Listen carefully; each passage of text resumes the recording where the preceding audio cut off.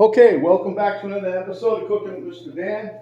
It's been a couple weeks since I had a video. We've been kind of busy, but at any rate, we're going to make something that's been going around on the internet, YouTube, Facebook, I guess, whatever the platforms are. It's been going around. So we're going to make a cottage cheese flatbread. It's only a couple of ingredients. I'm going to put a couple extra things in there because that's the way we like it. But it's very simple to make, very tasty. You can make sandwiches out of it. You can take it and dip it in your egg, whatever you like. So without further ado, let's get to it because it's pretty simple and it does taste good.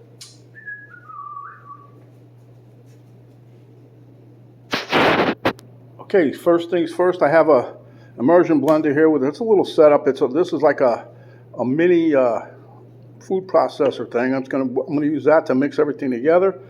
In the background, here's the extra stuff I use. This is Everything Bagel seasoning. I'm going to use that. I got some pepper, white pepper I use, and I got my Redmond salt. Got some utensils there.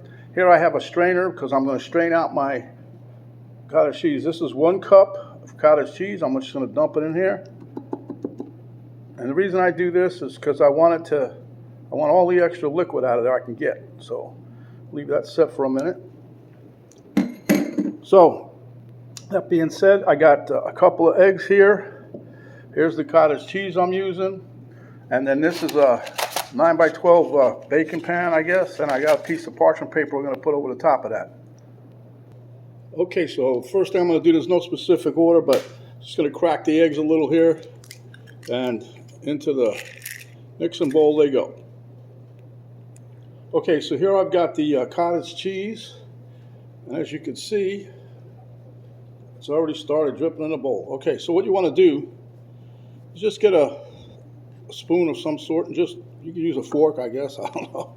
But just mix it around a little just to you can get all this extra fluid out of here, see? Because really you just want the cheese curds. You don't want all that extra liquid in there because it'll take forever to cook your flatbread. And as it is, when you cook it on one side, it usually stays pretty moist. That's why I flip mine over. A lot of people just cook it on one side.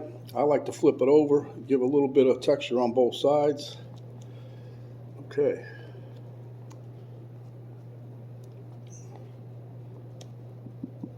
Let's bring this back over here. I'm just going to take this and dump it right in the mini food processor, we'll call it. Okay, I've had this a lot of years. I guess my stepmother gave it to me. But anyway, maybe you can see here all that extra liquid is there on the bottom of the strainer. So we'll just take that and put it in the sink. And it's not that critical of a thing, but you want to try to get as much liquid off of there as you possibly can. Like I said, it keeps it so it's not really too runny. Because you'll see when we make the batter here, it does get a little, it's like a semi-liquid consistency when you get done. All right, so then I'm going to hit it with a little pepper. You might not be able to see that too much, but there's a little white pepper in there. Actually, that came out pretty good. I could see it from here. And then I'll hit it with a little bit of Redmond salt. And then we're going to take about a tablespoon. You can use less if you like, but my wife likes the flavor of this. So we're just going to get a nice little tablespoon here. Dump that in. That's Everything Bagel seasoning. Now, like I said, if you're doing this, you want to try to get it as carnivore as you can. Don't put none of that in there. Just put some salt maybe. But at any rate, let's get this going.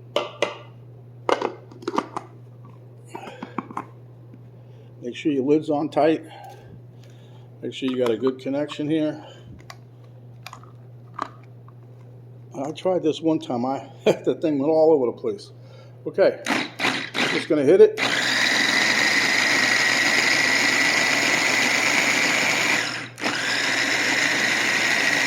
I just want to get a good thorough mix on this. Doesn't take long. Plus I'm trying to break up some of the curds. I think that'll about do it. Let's take a peek. Oh yeah, that's good.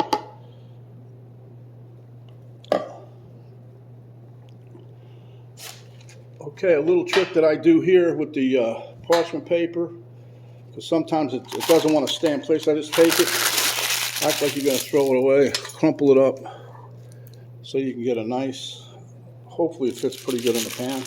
And if it doesn't, you can trim it with scissors.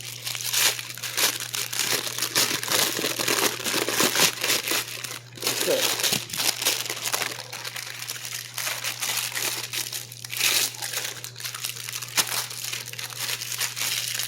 I just try to fold a little bit so that it seats well inside the pan, because it helps everything if you can get it as level as possible in the bottom. So here we're going to take out the blade and put that in the sink. And the rest of this, we're just going to pour it right here into the pan.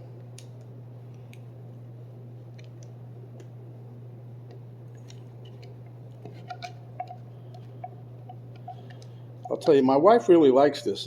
We've made sandwiches before. We made some nice turkey breast, zero carb meat, just different things.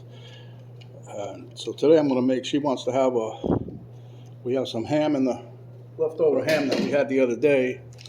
She wants like a ham and cheese with an egg. So it's not even 12 o'clock yet, but she wants that. So we're going to make that for her after we make the bread. Maybe I'll show you what I do. I don't know. Okay, so let's kick the oven on real quick. I should have done that already. I'm using my mini oven again. I got the temp set at 375 because I keep an eye on it. You'll see people say, "Oh, just do it at 350." You know, if you keep an eye on it, and it's going to take anywhere from 15 to 20 plus minutes just to cook it on one side, and depending on the doneness that you want. Okay. So just keep an eye on it, and then what I do is I flip it.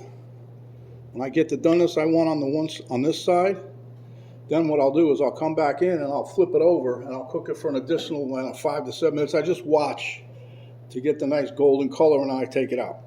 But I'm also going to put on some shredded parm that I got.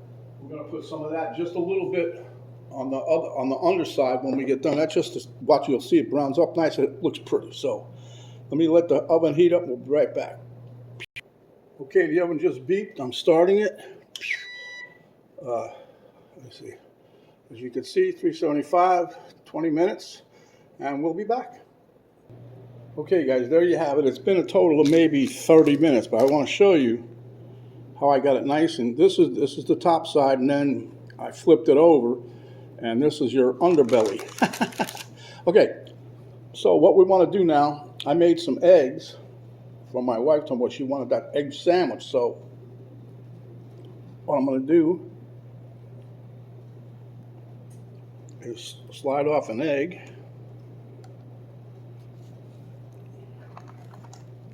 Put it like on half.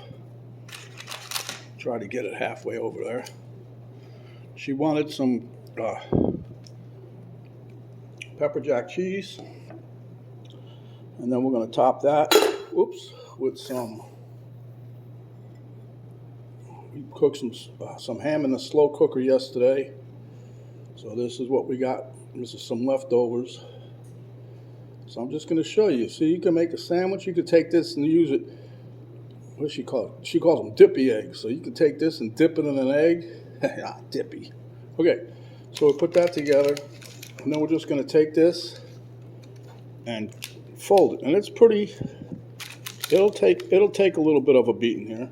So I'm going to turn the skillet back on, put it on about medium low, and we're just going to heat that up a bit for her, and we'll be back. Okay, guys. So as you can see here, I made a nice little egg and salami, eggs, ham and cheese for my wife. And I've got another one in the pan. So you get two nice sized sandwiches out of that one flatbread. So let me let you hold on for a minute.